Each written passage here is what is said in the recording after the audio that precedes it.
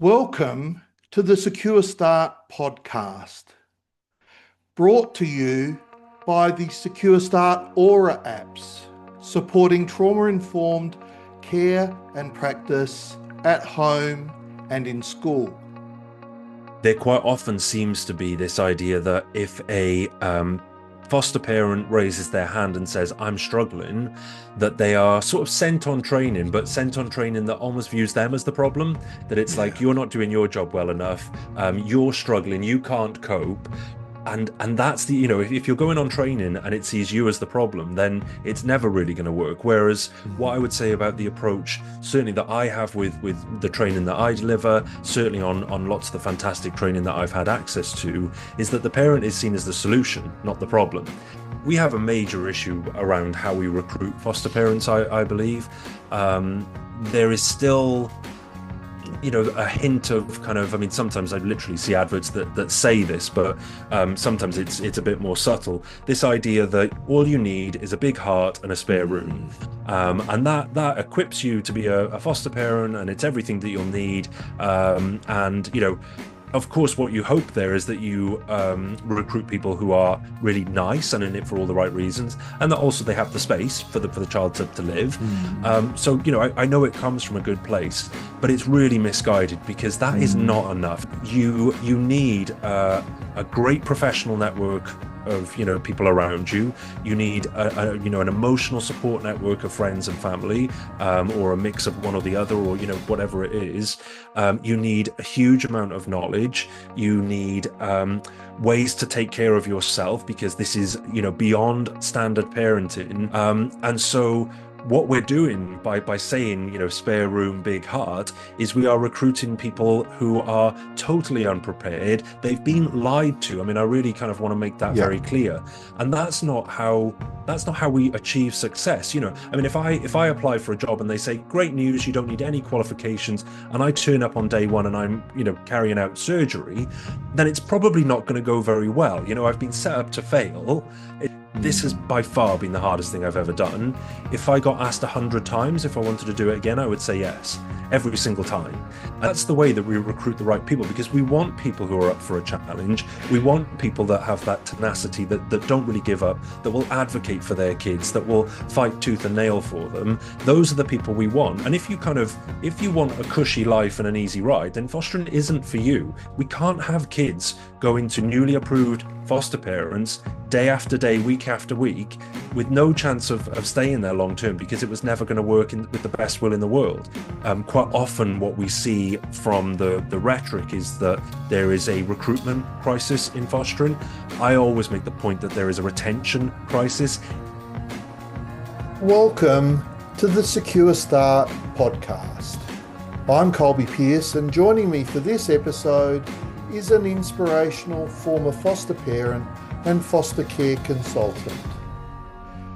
Before I begin this episode, I'd just like to acknowledge the traditional custodians of the lands I come to you from, the Kaurna people of the Adelaide Plains, and acknowledge the continuing connection the living Kaurna people feel to land, waters, culture and community. I'd also like to pay my respects to their elders, past, present and emerging. My guest this episode is Gareth K. Thomas. Gareth is a former foster parent and child trauma specialist. He's a trainer, speaker and soon-to-be published author.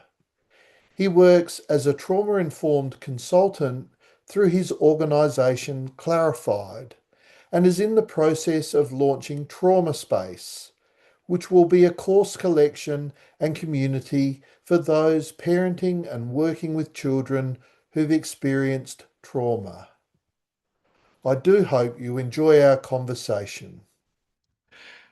Well, Gareth, welcome to the Secure Start podcast. Thank you for having me, Colby. Thank you.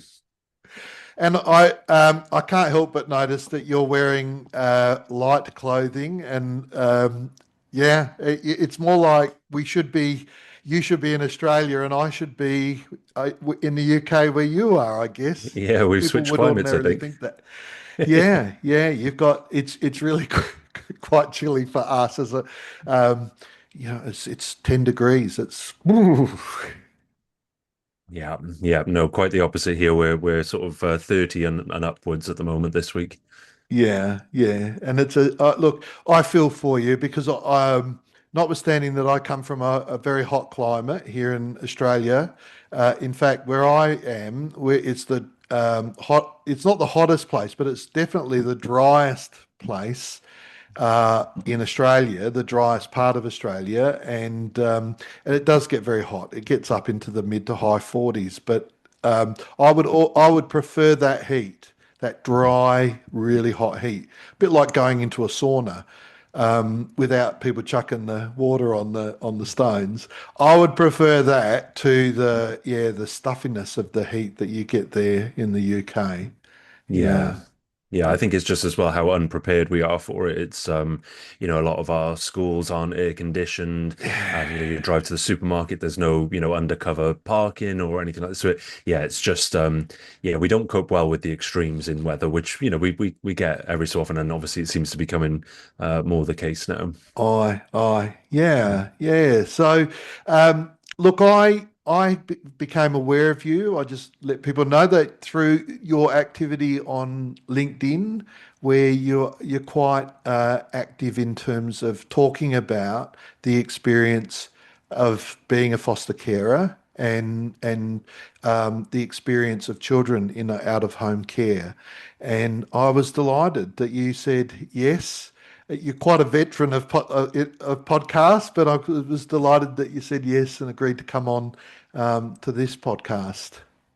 Yeah, no, absolutely. Yeah, it's a pleasure. I mean, yeah, I the reason I write on LinkedIn, the reason I go on podcasts is that I feel like I was given this knowledge to be able to raise my three children, and it's my duty to share that with other people. So, Yeah. any way that I can achieve that, I've been that person that's driving in the car thinking I don't know what to do. I'm all out of ideas. I'm really alone, Mm, and listening to a podcast and have someone think, wow, they understand. They know what it's like. That's really yes. powerful. Yes. People often think, oh, you have to talk about the good stuff. You have to, really drum up the positives, and you do, but you first have to acknowledge some of the dark stuff, some of the really hard stuff, I think. Yeah, Yeah, absolutely.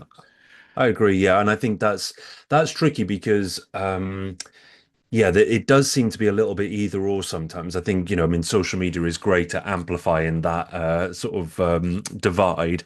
But yeah, you either seem to be in the camp where everything with fostering is fine, and, we just need to recruit more people, and then all of our Mm, problems will be resolved. And then you also have a camp where it's like it's totally broken, everything's fallen apart, nobody should enter the foster care system because it's a total disaster. And as with most, situations, that there is a mix to be had and a balance yeah, to be had between the two. yeah, yeah. So how did you get involved in fostering and yeah, tell us a little bit about what you've been doing more latterly as well. Yeah, yeah. So I feel like I've lived two very different lives. I before fostering, I was a co-founder of a travel tech company, and I ran Mm, that business for 10 years. Loved it, but kind of got to the point where I was only working on the business and not doing anything else. So mm, heard a story about volunteering, thought, yeah, I can do that. Started volunteering with children from the very first session. Loved it. And in mm, particular, I noticed that I was drawn to children that found, things a bit more tricky, and that adults found it tricky to respond to them. And I found it quite easy. I thought, no, actually, they just need someone to talk to them, to listen to them, to build a bit of a, rapport with them. And yeah, so I kind of realized there's something in this. I actually then, several years down the line, applied for adoption and was approved as an adopter. Was about to be matched with two children, or in the process of matching, and it all fell through. Something changed for the kids, and it was kind of a very difficult time. So it took a few months away, have a rethink, and at that point, I understood the care system better, and thought, mm, actually, I'm probably more suited to fostering. That seems to suit my skill set a bit better and what I was hoping to offer. So yeah, became an approved foster carer. With the work that I do, we call ourselves foster parents. Yep. Sort of a slight difference. Um, and then yeah, so with that. Three children arrived, and so overnight I became, went from being a single parent to a parent to three children. And really, I think the kind of the bit that links to the work that I'm doing now is that, I loved those kids as soon as they arrived. As soon as they walked in Mm, through the door, I felt that kind of, need to care for them, and it only grew stronger with every day that passed. And now here we are, just over 9 years later. Um, but within a few months, I really began to realize that I didn't know what I was doing. I was mm, parenting in the way that I was parented, which worked very well for me, and I could see that it worked well for other families with lots of love, lots of nurture. And sometimes it really felt like I was getting it wrong, and I didn't know why. So I went out on this mission to find out what's going on here. How does trauma affect a child? How does neglect affect children in their early life, and how do we respond to that later down the line in a way that really helps them to start on that journey of recovery from that early life trauma. And I just, yeah, absorbed everything, read every book, went to every conference I could find, did every online event, and anything and everything, and really kind of gathered it all together. And yeah, sort of really feel like now at this point in time, I'm holding all of that knowledge. My children are growing mm. up. They're a bit older now. We still, I still parent therapeutically. It's because it works. It's not something that I'm just going to ditch, or, we never reach the point where we're done. But I really want to share that with other people. I know that there are other people out there that are in that same situation I Mm, was nearly a decade ago. And it's them that I speak to. yeah, yeah. It really comes through, I have to say, the care that you have and towards your children and the care that you have in the work that you do in terms of advocating around the needs of children. So, yeah, that to me that really comes through in how you communicate on LinkedIn, which is where I have had that exposure to you. I'm just Thank you. wondering, yeah, you said that you kind of threw yourself into the literature and the conferences and so on.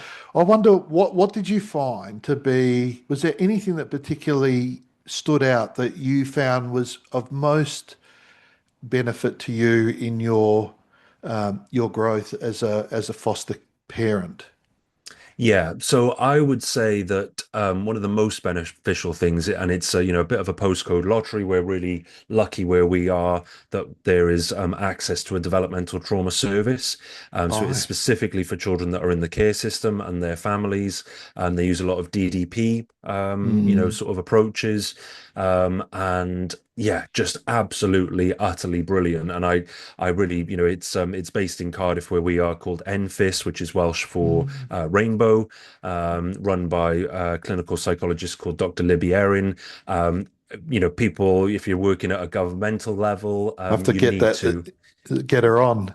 Yeah, yeah, definitely. Oh, yeah, absolutely. Have Libby on. Yeah, just a real font of knowledge, but also, I think there's quite often a sense that, children come into care, there's an acceptance that they have this early life trauma, and that therapy, clinical therapeutic intervention, is something that we do to children.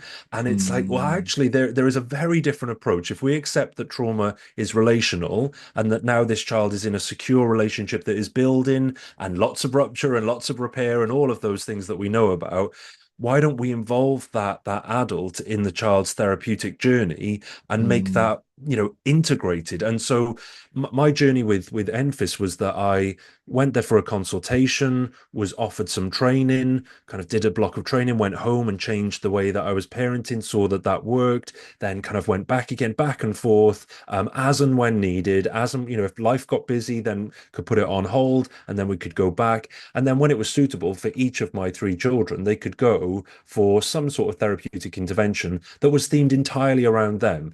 Now, that, mm, I think, to a lot of people, if you aren't familiar with how these systems work, that kind of perhaps seems a little bit obvious, or, of course it would work that way. mm.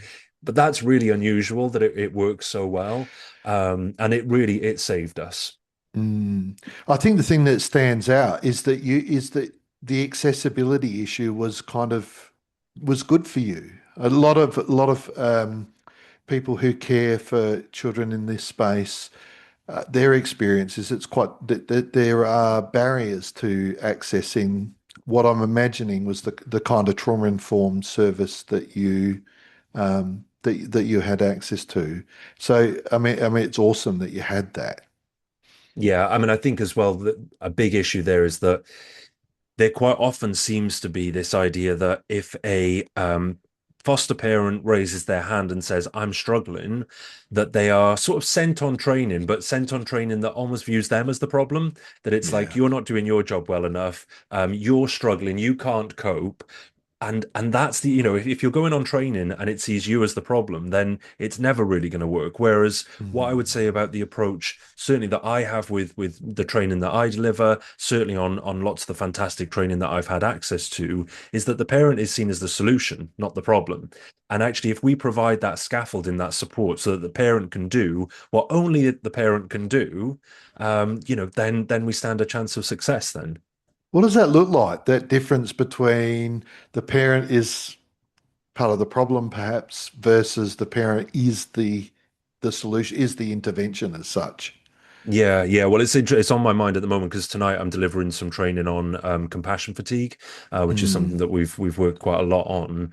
And yeah, I think there's really this sort of sense that if we want to help children, we need to help the adults. Hmm. If we think about, I mentioned before that someone that I know, Johnny Miller, who runs Nervous System Mastery, fantastic course, nothing to do with necessarily childhood trauma or developmental trauma, but working with adults to understand their nervous systems. Really lovely guy, British guy, lives in America, and I can remember being on a course with him before, and he offered lots of really fantastic different ways to help calm and regulate your nervous system. And he went through all these different options. Some of them I'd not heard of before, some of them have still stuck with me, and I thought, yeah, that's really it's really interesting, want to know more. Lots linked to kind of polyvagal theory and emerging concepts as well.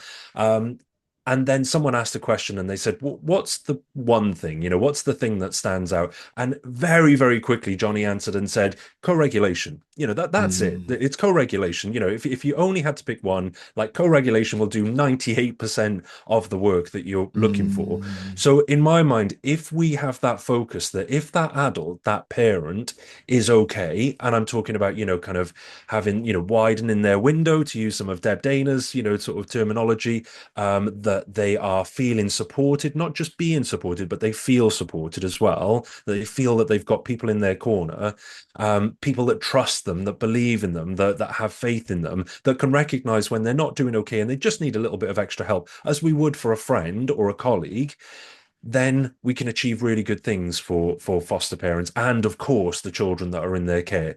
Far too often, the approach is very shaming, very blaming. And so a foster parent, as I say, raises their hand and says, I'm struggling. And instead of being met with that kindness, empathy, curiosity, all those things that we advocate for with children, they are met with blame and shame. And it can be wrapped up in a very nice way. It Mm. can be a polite email. It can be a conversation from a professional that is actually a little bit condescending, that kind of makes that foster parent feel, yeah, I thought I was on my own and I'm clearly right. So that is a shift. I don't think there's one thing that would sort of illustrate that, but it's every single conversation, every single email, every interaction, the way that you come around and build relationships if you're a supervising social worker, the way that you honor a foster parent's time. I mean, far too often, I'm not sure about for you guys over there, but far too often we kind of have this situation where I've heard of stories where foster parents are told that meetings are being held at their house and they aren't invited. It's a professionals meeting, but there's no venues available, so the meeting's going to be held in their home. I mean, Mm. that's an extreme example, but it gives a sense of how disrespectful that is, and it's not relational. No. Very early in my career, and I've had a long career, one of the things that really bothered me was the treatment of foster carers or foster parents, and I likened it. In my mind, I thought of it as like them being treated as the hired help. Yeah, the children are the focus. The foster carers are the hired help to provide an accommodation service, look after them, but major decisions that affect the children are made by the statutory agency or the statutory authorities, and I think it was incredibly disrespectful the way in which the system kind of interacted with and saw the place of foster carers in the work, in the endeavours that we do. And what I'm hearing you say, I think, is that the difference that you're advocating and that you found most helpful is one where foster carers are seen as the primary treatment agent in a sense. Like the healing happens in the relationship between foster carer, foster parent. Sorry, I'm a bit of a dinosaur No, myself, no, that's but I fine. try. But yeah, but the healing happens in the home, Yeah. and rather than perhaps the the the professional view that the healing happens in the therapy session. That 1 hour a week or a fortnight between the trained therapist and the child or children, and the foster carer is there to be or to be instructed in a way. Yeah. Yeah, Yeah. absolutely. I mean, I think the phrase that or the quote that comes to mind for me quite often from Bruce Perry is about something along the lines of, 1,000 tiny doses of therapeutic Yeah. intervention every day provide a therapeutic bath that 1 hour a week of therapy cannot. Now, I think what's really important to say is that one of the sort of frameworks that I work from is that having sat in on a lot of meetings, not just for my children, but for other children and families that I support as well, I have been, not as often as I would like, but I have been in meetings where if we imagine that I'm sat at the table, the foster parent is sat at the table as well, maybe the child is in the room, and you have education, you have, social work, supervising social worker, child social worker, maybe a clinical psychologist or a therapist, lots of people, we've got lots of people in the room. If we can get most of those people, or at least as many as possible, to understand trauma, then actually there are there are much fewer arguments. There are much fewer kind of difference of opinions. There's less fussing around and doing things that don't quite make sense because everyone's kind of aligned. There might be a disagreement about how we do something or how often we do it, or the semantics of it. But that's fine. That's collaborative work, and that works quite well. What doesn't work is that you only have a foster parent in the room and they are the only person that understands trauma, and may Mm, have learned that from their child. They may not know about it from official training or reading up on it or whatever. They've learned it through their child. And to give kind of like a real life example that comes up quite often is that a foster parent might hear that contact arrangements for a child are suddenly being changed. And that parent, knowing that child really well, living with them day in, day out, will know that this isn't going to work, that it isn't going to work for family. It's not going to work for the child. It's going to undo all of the hard work that's been done in education over the last 6 months or however long. And, it's just going to set everyone back further and cause, utter chaos in the process. And it doesn't need to be done that way. The problem is that what is sometimes heard from that foster parent then is, I don't want to do this. This is going to make my life difficult. And so I'm going to kick up a fuss and I'm going to say no. If mm, we understand the child, if we understand trauma and how that presents and how it's affected by things like sudden change, in particular around contact with birth family, and other people from their earlier life, we stand a better chance of responding in a way that's appropriate, and understanding each other. I think that's a real core element. Unfortunately, in the last decade, when I started out, nobody, including myself, seemed to know very much about trauma. I'm sure there were clinical psychologists then, there were, people writing about this stuff, but in a quite an academic way. You wouldn't find books on trauma on bookshop, on the shelves in bookshops, as bestsellers or new releases or anything. Today, when I walk into the bookshop, I see about 6 or 7 books that I've never heard of before that are, Mm, really good and really interesting. And my bookshelves are overflowing now today. So we all know about trauma, but there still aren't many people that understand what it actually is. And I yeah. think in some ways that's more dangerous because plenty of people are happy to put a sign above their door saying we're trauma informed. Plenty of people, if you go to a meeting, you kind of sat there thinking, oh, they've got the right words, they're saying the right things, but it's harder then to unpick. Do they really understand the meaning beneath that? Mm.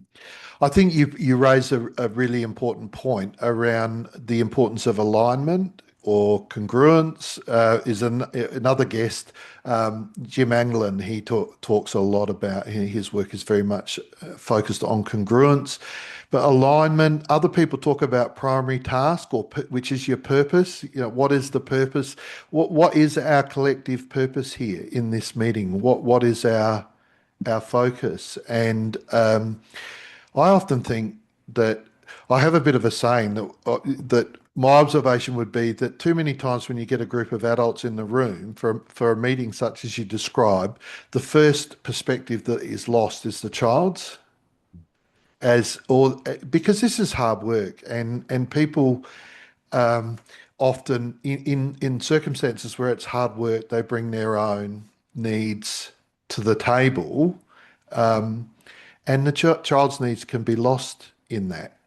The child's needs, the child's voice, the child's experience. So I wonder, you talk about it in terms of having an understanding of trauma, but what I'm hearing you say is it is that understanding of trauma enriches one's understanding of the children.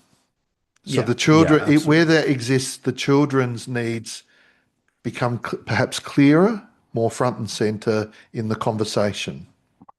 Yeah, and they're not obvious. This is the problem. So child's voice is kind of, I do a lot of work around, ensuring that that child's voice is heard for individual families, but also, systemic change. Working with a health board at the moment here in Wales, and of course we want that child's voice, but too often it's put down as a checkbox exercise where someone goes out to speak to a child, might be in school, it might be in the home, and there's a space at the bottom to say what's the child's voice, what are they saying, are they happy where they live, do they want anything to change, these kinds of things.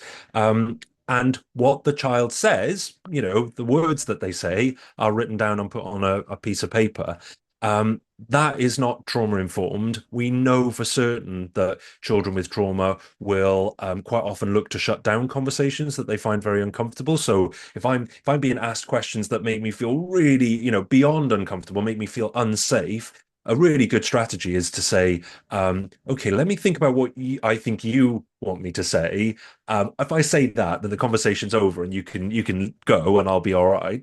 Um, so I think that's a major factor as well. But also, this idea that many of our children are holding multiple feelings at the same time. So again, going back to the contact arrangements example, it may be very true that a child wants to see their parent. What might be missing from that is that they want them to be the parent that they never were. They want them to be Mm. reliable. They want them to be trustworthy. Or maybe they want to see them to know that they're safe and that they're well and that they're still alive and these other things. And that requires relationships, that requires a little bit of digging, and it requires a curiosity of going beyond the words that are said. Absolutely. I think if I put together the bits that you're talking about, it requires more than just a simple response to the words that children used. And beyond that, it actually requires a deep and sophisticated understanding of childhood trauma and the impact that it has on children, and also on us as the people who kind of are part of endeavours, I think, to look after them. But particularly, what I'm hearing you say is that if we all committed to having a better understanding of the experience of children who have had developmental or relational trauma, then there would be less misunderstanding, there would be less misalignment. We would all be able to sing from the same hymn sheet, so to speak. We would know what is the direction. And I think probably part of that, to bring the other thing in it, is that we would be, and this is something that I've been quite interested in of late, that this, when I say of late, I've been writing about it a bit of late. The interest and the understanding goes back further, but that it's those moment by moment incremental experiences that are probably most significant in terms of achieving recovery and better outcomes for our children in need of healing from Yeah. relational and developmental trauma. Yeah, I call them magic micro moments. So they're kind of things that if someone was sat in the room, even some skilled, they may not observe that. And I'm saying may because I've worked with enough brilliant therapists and clinical psychologists to know there are some who are absolutely brilliant at seeing the things that are almost unseeable. And I'm thinking Mm. here as well about maybe sometimes when therapy sessions are recorded and then like slowed down afterwards and identified bits that were missed and all of those subtle changes. I actually think that kind of um, that ability to slow down and to Mm. tune in to body language, subtle movements is a real skill. It's easier to do. It takes huge skill, but it's easier to do in a clinical setting. It's almost impossible to do when Yeah. you're also cooking tea and you're Yes. also doing the laundry and everything else. But I think there's an element of that where we kind of I'll speak as myself as a foster parent, former foster parent, because my children are with me on special guardianship orders now, but I kind of, in order to keep going every day, I have to protect myself somewhat. If I let it all flood in, all of my kids' history, everything that they're showing to me every day, even now at this stage, then it will overwhelm me, and no one's having their tea cooked, and no one's getting any clean laundry or any of those other things. But actually, to kind of open yourself to that, to have that again, curiosity is the word that always comes to mind for me. Mm. It's kind of like what am I seeing here? And I often talk about the sort of moment of I mean, it used to be when all of my kids had gone to bed and the house was a little bit quiet and I was winding down before I went to sleep. Now my boys are old enough that they go to bed after me, but Yeah. in that moment where I'm kind of just thinking about the day, I'm almost like replaying a few bits, not to beat myself up, not to think here's everything that you got wrong today, but just to use that curiosity and think, yeah, do you know what? Actually, they mentioned that twice now this week. I'm wondering if there's something in that. Are they kind of like trying to, wave a little flag for me and say, something you need to know about. I want you to ask me about this. And I think, yeah, that approach, harder to do day to day, but really, really important.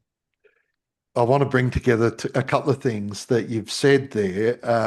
Well, what you've just said now, and something that you were saying a little bit earlier. But firstly, I think what you're describing is having the opportunity to actually reflect, to stop and think about what you're doing, what the children are trying, perhaps to communicate with you, and that's hard. It's a hard thing to do, and it's not just foster parents who find that hard. It is people who statutory workers, people who work in this space, find it really hard and have a lack of opportunities to just stop and play it back slowly, perhaps, but reflect on what's really going on here. What's going on for you, what's happening for me, what's the interaction of those things. And that's really and that's why there's a lot of attention to reflective supervision and reflective spaces at the moment, because those opportunities to think about what we're doing are really, really important. Otherwise, we just kind of keep barreling through almost on autopilot, and perhaps perhaps not achieving to the level that we would like to achieve in terms of our endeavours in this space. But what connected with that is you said something a little bit earlier about your children and in part in you just now. And I wondered because I learnt a lot about being a clinical psychologist working with parents by parenting my own children. Um, Sometimes it's a little bit controversial. You don't have to have been a parent to know about it, but gee, it helps. It really helps. And I wonder what you learnt from your children. Yeah, definitely. Yeah, I mean, I agree with that point because I see that made sometimes, almost sort of the subtle suggestion that you need to be a parent. And also, I think sometimes I see we're very lucky. The two I work across two fostering agencies, one that covers England and one that's in Wales. A lot of our staff team are, former foster parents. Some are adoptive parents. That there's that real that we've got. A head of therapeutic services is a former looked after child themselves. And yeah, I think sometimes there can be this sense that if you've not been there, you don't know what it feels like. One of the sort of conversations that sticks in my mind is we just sat around with a group, a mix of foster parents, I think kinship carers, maybe adopters as well, and social work staff. And a social worker sat there, I think they'd been, in the job for 10, 20 years, and said, I don't know what it feels like to be a foster parent. And you can feel the energy like settle in the room where they're like, okay, great. Once that's understood, then we can move forward. But if I think back over the many social workers that we've had over the years, far too many, um, there's no correlation between, this person had kids and therefore they were great. Some of the ones who had kids were great, some weren't so great, and equally some, yeah, there's no correlation for that for me. But in terms of learning, yeah, I mean, I had no interest in developmental trauma. I'd never heard of it before my kids arrived, which is shocking when you think, I was a pre-approved adopter and an approved foster parent. But I really, yeah, I kind of, I'd always been interested in behavior. My sort of role with the travel company was a lot around marketing, which is basically, human psychology, human behavior. Mm, And I've always been interested in things like behavior design. And it's only really, to be honest, several years after the kids arrived that I started to realize that there's a bit of a link there, the psychological links. But yeah, the whole reason why I've done any of this was for my kids. As I mm, said at the start, I loved them when they arrived. I've only, loved them more with every day that's passed. And I wanted to meet their needs. I made a promise to them that I would be there for them and mm, I would do what was right. And that required me up in my knowledge, up in my game. I had to do that. mm, So everything I've done, every course I've been on, every training I deliver, every book I've read, it's all been for them. mm. Yeah, yeah, lovely. Um, I want to just kind of switch tack a little bit and talk about fostering, I guess, a bit more generally, because I understand you work as a consultant these days. Um, Yeah, yeah, I do far too many jobs. One of the main things that I do day to day is that I work across those two fostering agencies that I mentioned. So I'm part of the therapeutic team there. So I'm not a qualified social worker. I'm not a qualified therapist or psychologist or any of those things. I am in the process of finishing a psychology degree, but that's kind of mm, sort of by an aside at the moment. So I do a lot of work there with families and staff. Just really trying to share that understanding, to build that knowledge, delivering training, running support groups, all of that kind of stuff. I also do some consultancy work across things like health boards, and I've done a little bit of work with Welsh Government as well. mm, So yeah, kind of at that higher sort of systemic level, which is fun. I don't think I could do it full time because it kind of takes you away from the work on the ground, which is, it gives you that sense of purpose. I think you're quite far removed at the systemic level, and yeah, then I do a few other bits and pieces as well, but all around that same theme. yeah, and you mentioned the social worker before who said, "Look, I'm I'm not a foster parent. I don't. I wonder what you say to someone, whether they acknowledge that lack of direct experience or not. What do you say to them about fostering? What is involved? What it entails? Yeah. How do you educate them about the Yeah. experience? Well, I mean, I think as well, just before I go on to that point, that there's an element there about empathy, isn't there? There's kind of, I think sometimes people confuse empathy with, I know what you're feeling. Well, that's not really empathy because the idea No. that two people could feel exactly the same thing. So instead, really, what I always say is that I can see that you're feeling something, really overwhelming, and I'm trying my best to feel it with you. I'm kind of, drawing on my own life and kind of what I know about you and just trying to put myself in maybe In your 10% shoes. of what you're. Yeah, exactly. And I think again that's the thing. If I was going to be allocated a new social worker today for my children, I would want them to be filled with empathy. I don't really care what their early life experience is that much because it can be Mm. whatever. And if they've got that empathy, they can try to feel what we feel and where we are. So then yeah, going back to your original point, sorry, remind me that the point was around kind of how we um What would you say when if someone said, "Well, I've not been I'm a social worker, or I'm a professional, or I'm even considering fostering. I'm considering becoming what do you say to them that you think? What do you think needs to be said to them about the role of being a foster yeah. parent? Yeah, so we have a major issue around how we recruit foster parents, I believe. There is still, a hint of kind of, I mean, sometimes I literally see adverts that say this, but sometimes it's a bit more subtle. This idea that all you need is a big heart and a spare room. Mm, And that equips you to be a foster parent, and it's everything that you'll need. And of course, what you hope there is that you recruit people who are really nice and in it for all the right reasons, and that also they have the space for the child to live. mm, So I know it comes from a good place, but it's really misguided because that is mm. not enough. I mean, that is it's not even the bare minimum, really.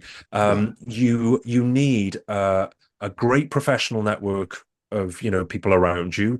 You need an emotional support network of friends and family, or a mix of one or the other, or whatever it is. You need a huge amount of knowledge. You need ways to take care of yourself because this is beyond standard parenting. Of course, all parents need a break. Of course, all parents need their own interests, or something that recharges them and allows them to keep going. That is massively amplified when you're parenting children that come from a trauma and neglect background. And so what we're doing by saying spare room, big heart, is we are recruiting people who are totally unprepared. They've been Mm. lied to. I mean, I really kind of want to make that Yeah, very clear.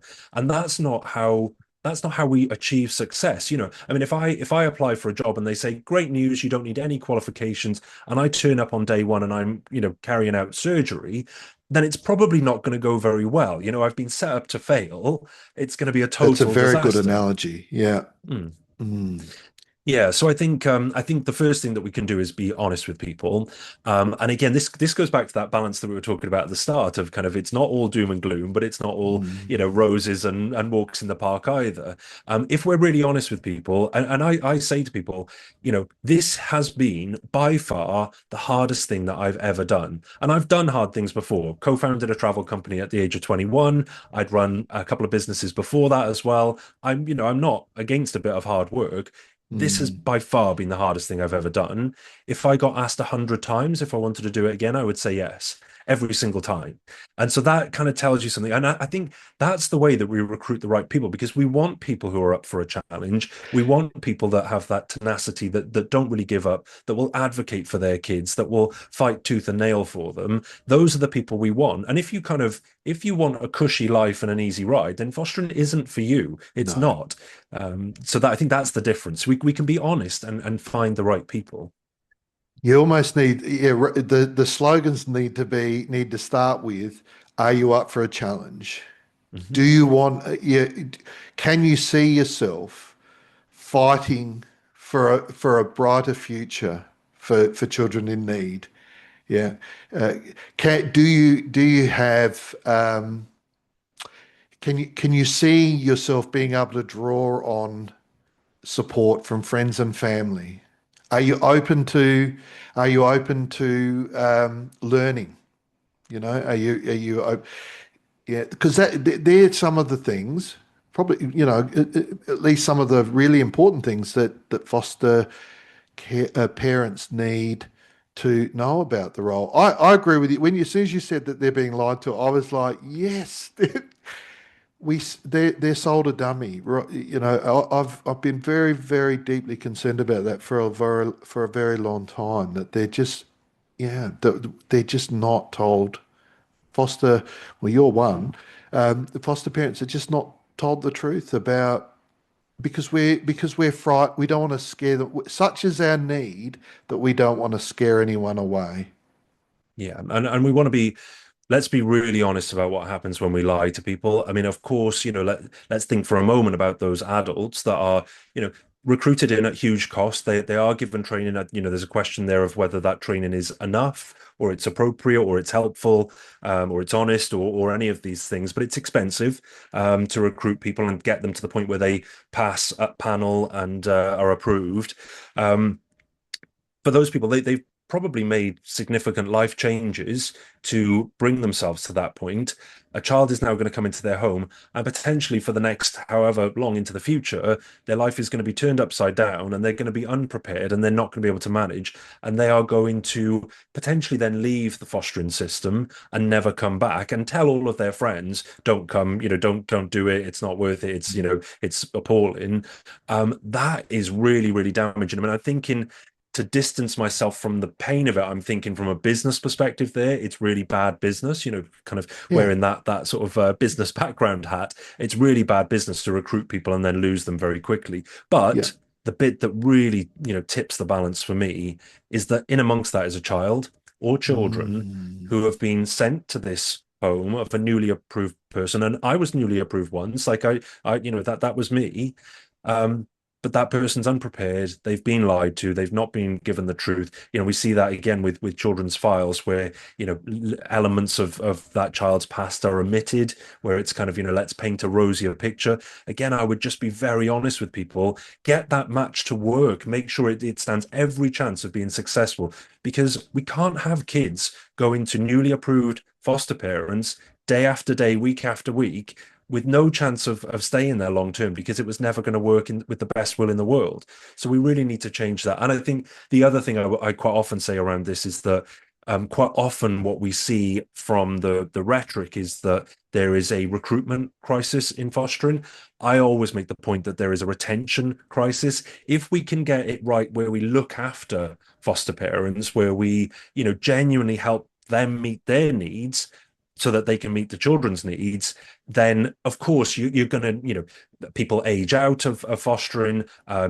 We, as agencies, we see a lot of long-term success where children such as mine, because I used to foster with the agencies that I now work with, where they leave the care system on special guardianship orders or adoption orders or whatever it is, because that's long-term. We're not for profit, so we're able to mm. support with those decisions because they're in the children's best interests, which isn't always the way that it works, but it does for us. So obviously we need to recruit, we need to bring people in, but we can do it honestly, and we can set them up for success. There's no reason why it can't work that way. Yeah. So beyond that, beyond being honest with them, attracting the right people who at least have some sense that, this is going to be a challenging role. And hopefully they're reflecting that they feel like they're up for it. They're up for a challenge. Um, then what? What do you think needs to happen to? Yeah, let's say we didn't lie to them, because I I mean this is very blunt language we're using, but how awful is it for a child to be play or children to be placed with new carers who their reaction at some point, and perhaps very early on in that placement, is this is nothing like we were told it was going to be. This is we were deceived. We were hoodwinked. We were lied to here. There's multiple casualties there, isn't there? There's those foster parents themselves, but the children. It's like it can't be more serious than we are setting children up here to be casualties of not properly representing and preparing people for the role of foster carer. So we need to do that. I wonder. I'd like to hear a little bit more about what you how you think they should be prepared, and then what foster carers need ongoing. Yeah. So, I mean, you're right about the language, and I wouldn't normally use language like lied to, but I think it's because of that Yeah, child that's at the center that it's kind of, I want to be really clear with people, that we can't yeah. do this. We can't fail kids, over and over and over. And so that's why I use that language. I think, when we're talking about, you're newly approved, child arrives. What's the one thing I wish I knew? What's the one thing I wish I understood? It's relationships. Definitely, definitely, definitely. I mean, you think of a therapeutic approach, it's all about making sure that the relationship stays intact. Dr. Libby Erin, that I mentioned earlier, said Mm. something to me many years ago as I was kind of, I think I was like leaving a session. I'd probably been there complaining about, kind of, one of the kids does this and I don't know how to respond to that. And she said to me as I was leaving the room, you need to remember that they are always thinking, are we okay? Is this relationship between us okay? Is it solid here? And that is something really, when I look at Mm. everything that I deliver, every training that I write, when I speak to people, it's having that sense of that strength of that relationship between parent and child. That is at the core of everything. Now, I think that's true for all families, where in most families it's a given. It's something that child Mm. is born with, and it only gets stronger over time. That child, most children, if they've not experienced separation, attachment difficulties, early life trauma, whatever it is, they've kind of just got that inbuilt sense that this relationship is strong. I could do anything, and my mum or my dad or whoever it is will still be there for me, will still keep turning Yeah. up, will still show up for me. I don't want to disappoint them, but I know if I did the most awful thing on the planet, and we see that, don't we, with parents that still visit children who are in prison for committing awful crimes. There's that strength of that bond. Um, for children that have had that initial bond, that primary bond broken, severed, and potentially before that, I'm thinking about when they came into care, but before that, that bond was really probably quite unhealthy as well. The Mm. child is desperate for that bond to work. They know that attachment is needed for their survival, but either that bond is not reliable, it's not predictable, it's really unsafe, it's actually actively causing them harm, whatever it is. They bring all of that with them into the care system. It doesn't just get left Mm. behind. Sarah Naish, who I'm very lucky to work with, and I should say as well, Sarah Naish and Sarah Dillon are both coming to Australia later this year. So, I mean, if anyone is interested in anything that I'm talking about here, you absolutely need to go and follow their pages. They're on Facebook, LinkedIn. Follow along with what they're doing. I think the dates are going to be announced. They're on a tour of Australia, so they'll be in Mm. multiple locations. Sarah went last year, but she's going back. We're taking Sarah Dillon with her this time. That their combined knowledge is incredible. And Sarah Naish, Mm. former social worker, adopter of 5 children who are all adults now, has this analogy of an aeroplane. That if the plane is flying through the sky and the children are born on the plane, and you see the person, there's nobody in control of the aircraft, no one's at the controls, and it's nosediving, and near misses, and the cockpit door is swinging open, and then the food trolley comes around, but there's no food on the trolley, and then the gas masks, the oxygen masks pop down from the ceiling, and then the all of this chaos, and then one day the plane lands, and a lovely social worker steps on board and says, come with me, kids, you're going on a new plane. So they get onto another plane and the plane takes off. It's not enough to just look at those kids and say, you don't need to be worried now. This is a different plane. Mm. That was an old plane. This is a new one, and it's everything here is Mm. fine. So I mean, that for me really is like, actually the way we would approach this now is think maybe it's safer to leave the cockpit door open so that the kid can see that the adult is in control. Maybe, we expect them to try and wrestle the controls off us sometimes, but we can reassure them and say, I can see that you're worried that, things aren't Mm. under control. Come here, have a look, see that everything's fine. It's not enough to say, don't worry, there will be food later. Let's put a sign up on the wall Mm. saying, breakfast is at 9 a.m., lunch is at 12, and this is what's for tea, Monday, Tuesday, and it's going to be the same thing every week. So I think, that's a big part of it. But ultimately, as I say, going back to the start, relationships, that's the one thing I wish I understood. I think I kind of knew Mm. it by default, but I doubted myself. When I look back, all of the decisions that I made for my children were about protecting the relationship that I had with them. So if that meant I needed to fall out with Mm. school, I would do it in a heartbeat. If it's a choice between, kind of sticking with what schools say or sticking with my kid, I choose the kid every time. Yeah. If it's a new social worker that says, we need to do things differently, then okay, we might do things a bit differently, but the relationship is still prioritized and protected. That's what these children have missed. So everything comes back to that relationship. It's prioritizing, protecting. Loads of rupture. I talk about rupture repair a lot. It's kind of one of those Mm. things that I think really resonates with people, because with a lot of the therapeutic approach, you can kind of feel, oh, I'm not doing that very well, or I don't do.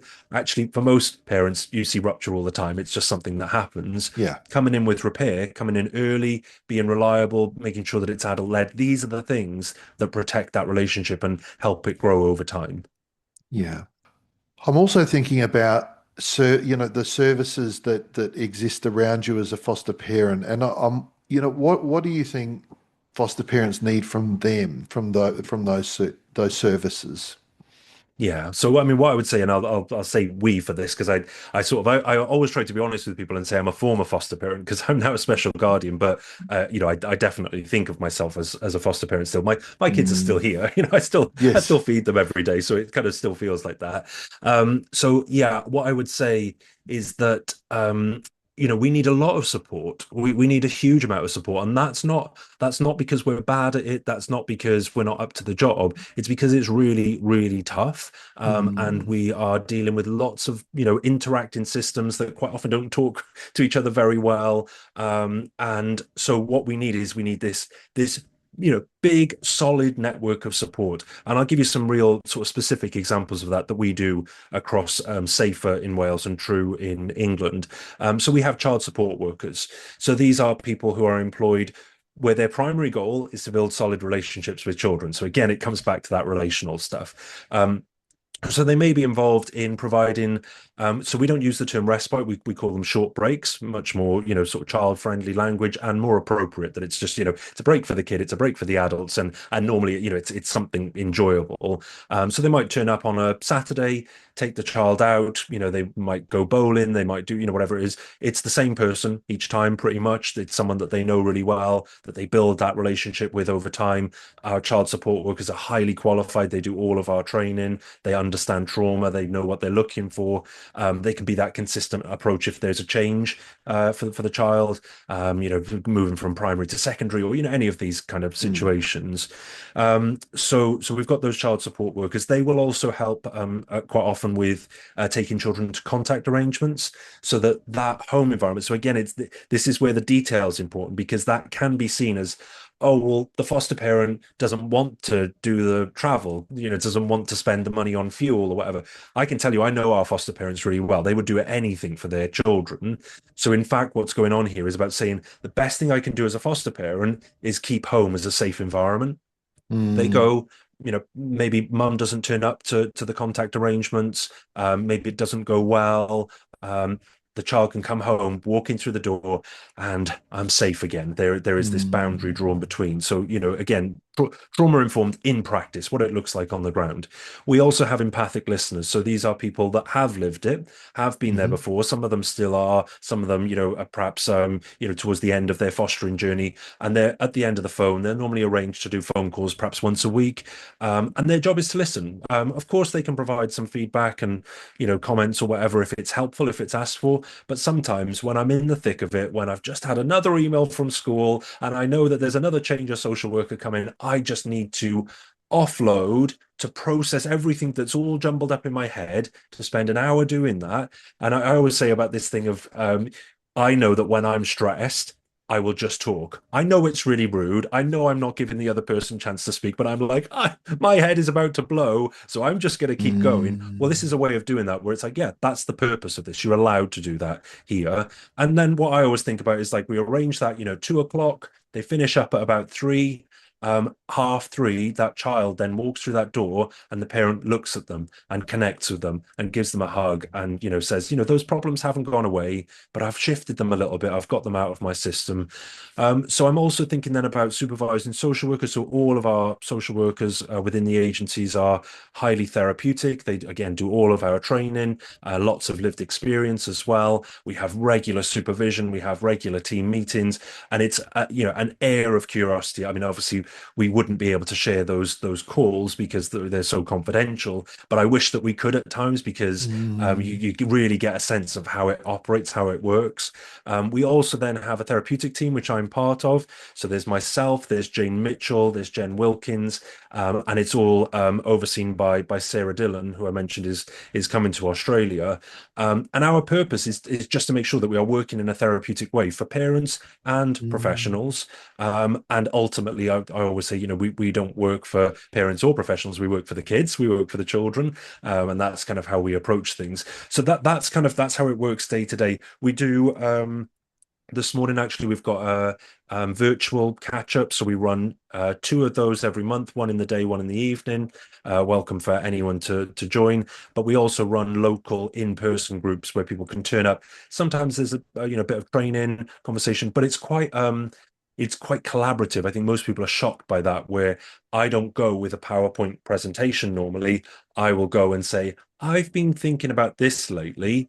What are people's thoughts? And we kind of go around the room and people say, yeah, but for my child, this doesn't work. And someone else will put their hand up and say, oh, we had that problem 3 years ago and this is what we did. And, oh, yeah, okay, great. We'll try. Mm. So everyone's equal there. There's people with far more fostering experience than I have. And also, I think we talked earlier about lived experience, but no two lived experiences are the same. Just because I've raised 3 children doesn't mean I definitely work with families who are raising one child that requires a lot more support, a lot more intervention, a lot more round the clock work than my 3 children have for one child. So it's kind of taking that balance into account as well. But yeah, hopefully that gives you some sense of there's a Yes. lot going on, but it requires Yeah. a lot. The question, this is a question without notice, I think, but very much based on what you're saying. I'm wondering how it feels to be able to be there and just be that sounding board, that to be there for a carer, a foster parent, but be there for them with those phone calls, almost be that lifeline for them. I'm wondering, and as someone who has been there, has been a foster parent, how does that feel to then be able to perform that support role? Yeah, I mean, it's the best job in the world. Like it really is. I mean, it's it's interesting doing work where you just wish there were more hours in the day or more days in the week. Like when I get to Friday, yeah, definitely, I'm sometimes exhausted, and then my kids have kind of got, decided to destroy my plans for a quiet weekend or whatever it is. But Mm. yeah, it feels incredible to do that work that constantly every day that what you're doing matters. I think we have this strong belief across our agencies, but I would also say it feels like a duty. It feels like for me, with my background, there are other things that I could do that would probably be easier and give me an easier life. But I have a duty to do this because other people did it for me, and that's why we're still here today. That's why we're still together as a family. It's why my children can go on to have like healthy, happy relationships with birth family, with friends, with relatives or whoever, because those people helped me. So it's my job to pay that back. Yes. Look, what's going through my mind, and this comes back to something that we talked about very early in the conversation, was um, respect, respect and value for that is accorded to foster parents, and respect for their knowledge and expertise and creating or facilitating an opportunity for them to, as you say, give back, to be able to be there with to support other foster parents.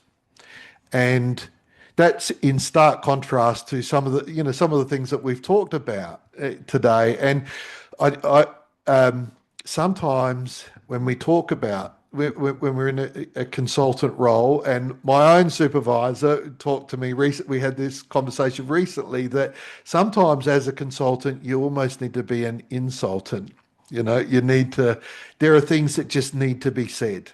Yeah. And, or there's, you may put your foot in it because you're just not aware of all the sensitivities, but there are things that need to be said. And, I can't remember the full name of the person that he was referring to that as coming, that idea coming from it, but De Vries was the surname. I can't remember the rest of it, but the consultant as an insultant. I think sometimes you just have to call a spade, Mm. don't Yeah, you? And definitely. Yeah. yeah, yeah. And I think, as I said, it was my observation very early in my career, and I'm talking 30 odd years ago now, that I just saw foster parents being treated like the hired help. And the main game here was what statutory authorities were doing and organising on behalf of the children, and perhaps what the therapist was doing. And I don't say that to upset anyone, and we certainly don't want to upset people now. But these are some of the things that need to be said, I think. And what I'm hearing really come through very strongly is respect and valuing of foster parents. That will get you a long way, including retention, keeping people in the system. Yeah, the only thing I would say is that I think respect sometimes can be kind of interpreted as making sure that foster parents know that they're valued, making sure that they, know that they're going to doing a good job. So perhaps and it's not to say that these things aren't important, but award ceremonies, vouchers, and kind of this language that refers to foster parents as sort of heroes or saviors or something like that. Like that's not me. That's not the people that I work with. We're not we're not Mother Teresa, we're not we're not kind of, people that have been given this divine inspiration to go and do good in the world. We recognize that we have a skill set that actually works really well with children that really need it, and we've applied ourselves to that. And of course we work incredibly hard, but I don't want a parade in my name or any of those things. What I want is to be understood and to be seen. And actually what you've made me think about is how a therapeutic approach, a trauma-informed approach, whether it's for children or whether it's for parents and professionals, is quite often misunderstood as a softer approach. And actually, what we're doing, again, I'm going to mention relationships. I know I say the word a lot, but if we have those strong relationships, we can actually get away with quite a lot. And by that, I mean, so as a professional, if I need to go out and speak to a foster parent about something that's happened that kind of, as you say, there's things there that need to be said. If I've got that strong relationship with them, if we're pretty stable, it may take a little bit of a knock, but we've got that capacity to do that. And again, Mm. with children, a therapeutic approach is not ever about a child. You've just watched the child, give their sibling a hit across the head, and you think, okay, well, that shouldn't have happened. But I'll step back and I'll, kind of gentle, and I'll make them a thing of hot chocolate, or what. No, that is never a therapeutic Mm. approach. It's always about addressing the things that need to be said, but it's about doing it in a way that's constructive, that actually brings change. Far too often, what I see with foster parents is that. Something has gone wrong, and maybe the foster parent is partly to blame. Maybe something has, they've made a mistake or whatever, and a heavy hand is brought in to shame them and drag them over the coals, like who is that helping? Because I can tell you for certain it's not going to help the child. And this isn't about, No. we of course we need to keep anyone that works with children, especially those that are incredibly vulnerable, needs to be held accountable, needs to be, sort of, working at the absolute best level that they possibly can.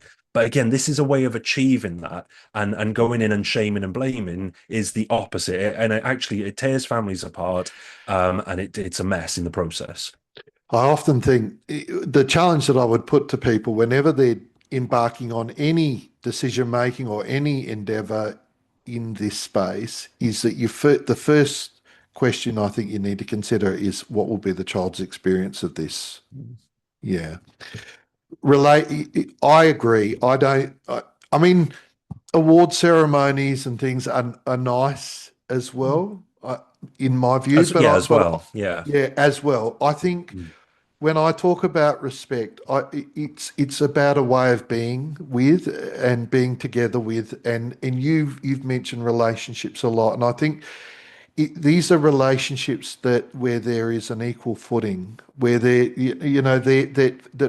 foster parents feel like they are part of the team, they feel like it, they're treated like it, because the reality is there's no team without them in a sense.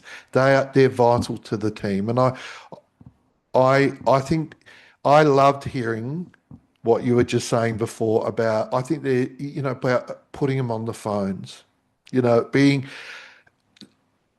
like the social worker who said I'm not a foster parent, so I can only imagine. I can only imagine what it's like. I haven't been there and done that experience, but performed that role. But it is so much so respectful, I think, of foster parents to put them on the phone. So you know what? At the end of the day, you are you are such an important um, part of our system here and you know so much about being a foster parent that what we would love for you to do is give up a bit of your time to be on the phones and speak to foster parents who are going through a bit of a challenging time. And I just think that there is a respectfulness there in that dynamic. It's really, yeah. But it's also quite freeing, I think, because I think as a foster parent, you sometimes, when you often doubt yourself, you have this internal monologue that says, I can't do this, it's too hard, it's too much. I mean, what happens typically in a fostering household within a week would be more than would happen in most households in a year. I could say that for certain. So actually knowing that all of this, if you're newly approved, you might be taken aback by that and think, oh God, this is an hour of support here, and then I'm doing 2 hours of training, then I'm doing this. But you're going into it thinking that that is the approach that we need to take. So when you need that, you don't feel bad. You don't feel like you're doing something wrong. You're like, oh yeah, actually now I see why all of this Mm. is actually needed. Yeah. And because it is challenge the role is challenging and sometimes like the self-efficacy I think is a really important concept here that feeling of being on top of it of doing the right thing of fulfilling our mission, our purpose for the children. What I've noticed in when I've supported kinship carers and foster carers is that when you're doing it in a group, it can sometimes be really hard to reflect on and be able to generate a good understanding and solutions for some of the challenges in your own home. But it's comparatively easier to help some of the other people around the table. Do you know what I mean? Like it's hard for me to see the wood from the trees, but when it's someone else describing what's going on, it's obvious to me, and that's a really good way of building self-efficacy, is giving foster carers, foster parents, kinship carers the opportunity to feel knowledgeable, to feel Yeah. yeah that they've got something important to give. Yeah, it's such a good point. And I think Yeah, so I mean, it's worth saying that, of course, I give support to families and children as well, but actually, we still receive support as well, and it's exactly Yeah. that sort of situation. I mean, I've said before that, when I would go to school meetings for my children when they were younger, um, I felt like I didn't have full access to my brain because I'm so emotionally invested, and then I'm hearing someone, you know what feels to me like they're attacking my child. Of course they aren't. What they're trying to do is figure out how we find a way forward. But I'm becoming defensive. I'm starting to go into this sort of stress response state. And yeah, I kind of part of my brain or all of my prefrontal cortex is like going offline. Sitting in on meetings and advocating for other families where of course I'm invested and I want them to do well, but where I have full access to my brain. It is like a superpower. It's like, Yes. oh wow, this is really, Yes. this is really great. Yeah. Yeah. Love it. Yeah. Um, I wanted to ask you what advice you'd give to Josh McAllister, the children's minister. We probably covered a lot of it, but actually, what advice would you give to Josh McAllister? I know the care system is very much part of his focus, as it should be, as the children's minister, but he's very active and out there at the moment.